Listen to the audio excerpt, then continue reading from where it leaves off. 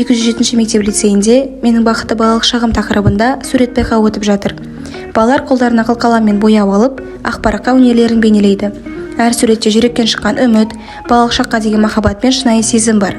Бұл байқау тек жарыс емес, бұл әр баланың жан дүниесін, тыныш әлемге деген тілегін сурет арқылы жеткізген мереке.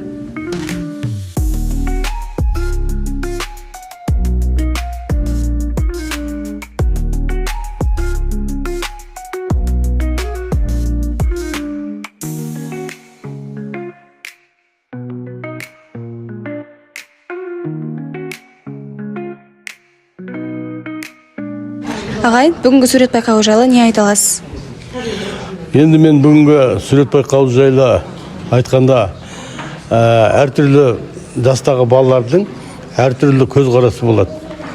Мысалы, бастауыш кластың баласының көзқарасы мен 11 жастың баласының көзқарасы арасында айырмашылық бар. Өйткені оның көру қабілеті бойы жас өскен сайын адамның көру қабілеті және тәжірибесі жоғарылай түседі. Сондықтан бірақ енді әр балғын суретшінің өзінің кішкентай кезіндегі өзінің де арманы болады. Әр баланың өз суретті көру, айналасында заттарды көруге деген өзінің құштарлығы, бір нәрсені бейнелеуі. Бүгінгі мынау балалардың жарыста осы өздерінің өнерлерін көрсетіп, балғын бояуларымен сондай жаңа өздерінің бүгінгі көзқарасын әлемге деген бейнелейді деп ойлаймын.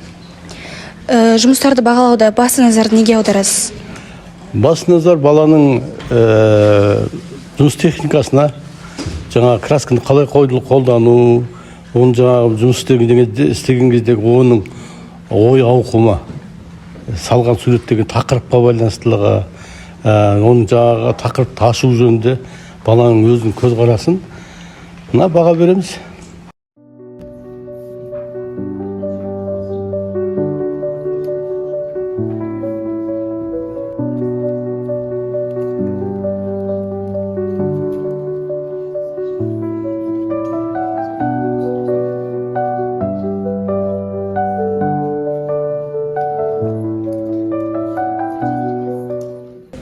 Байқау қатысушылары менің бақытты балалық шағым тақырыбына өз жұмыстарын ұсынып жатыр.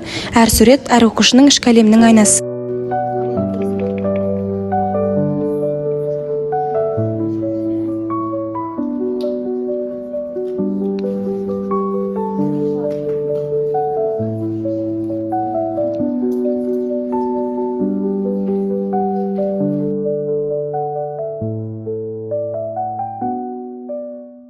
Сіздің қатысушыңыздың сурет салуға деген қабілетін қалай және қашан байқадыңыз?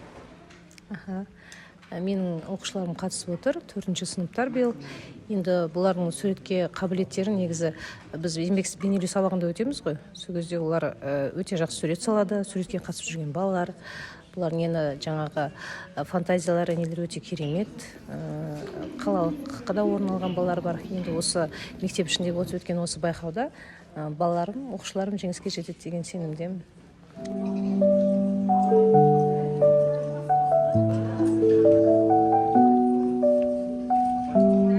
Бекзат, сенің ойыңша бүгінгі сурет байқауы қандай деңгейде өтті?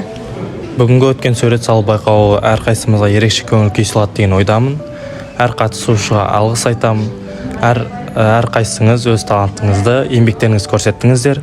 Жеңімпаздарды құттықтаймын. Біздің мектепте мектебіміздің атын шығаратын оқушылар өсіп келе жатыр деген сенімдемін.